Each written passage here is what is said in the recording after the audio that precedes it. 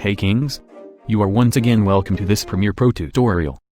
Last week, we did the first part of this tutorial, and if you want to watch that, I will leave a link down below, or click on this link if you want to watch that one first. Okay, so this week, we are going to create something like this. It's quite easy, so make sure to follow everything that we are going to do, so that you don't miss it. So now, let's jump into Premiere Pro.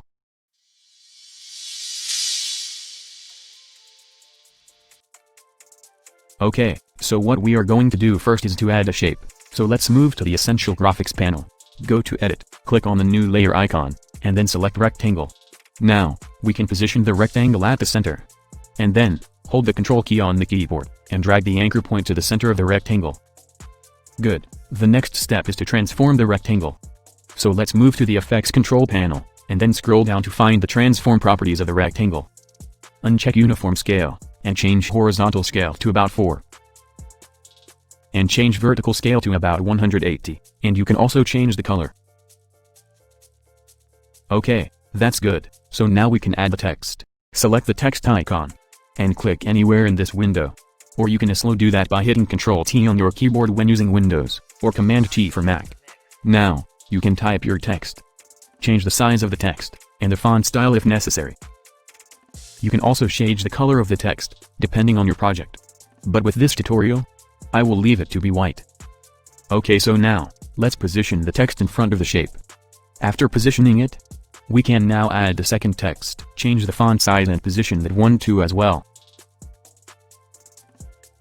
After that, go to the Essential Graphics panel and move the shape layer to the top. And also hide both texts for the meantime.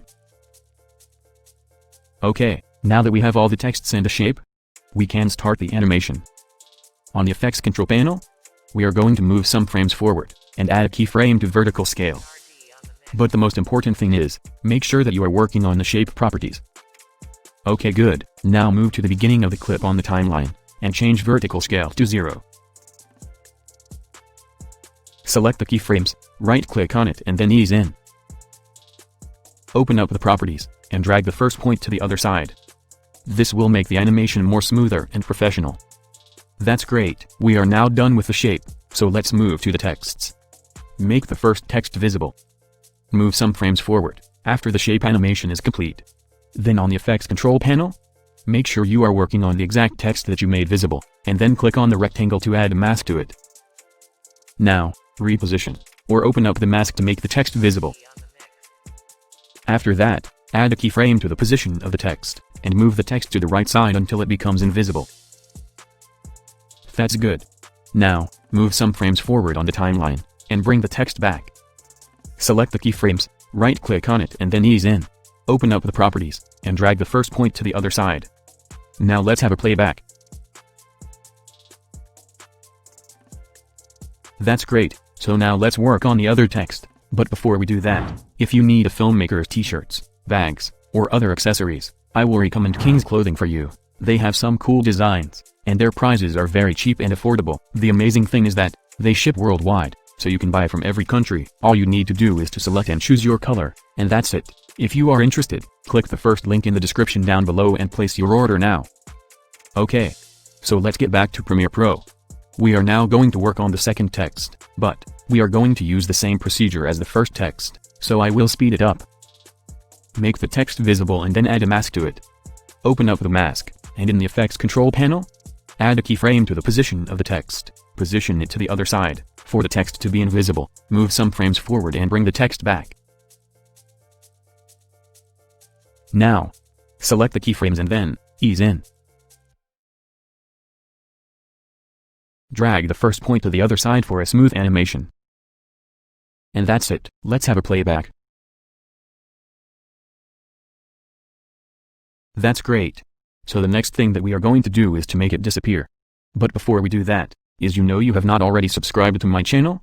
Make sure you do it now to support me. I will be much grateful. And make sure to like this video if you found it helpful.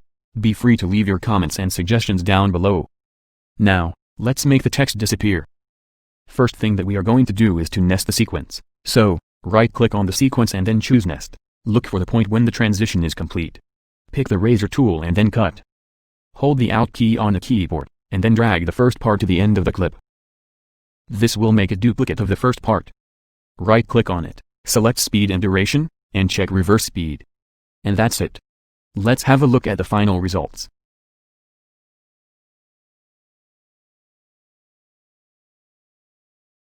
Thank you very much for watching this video.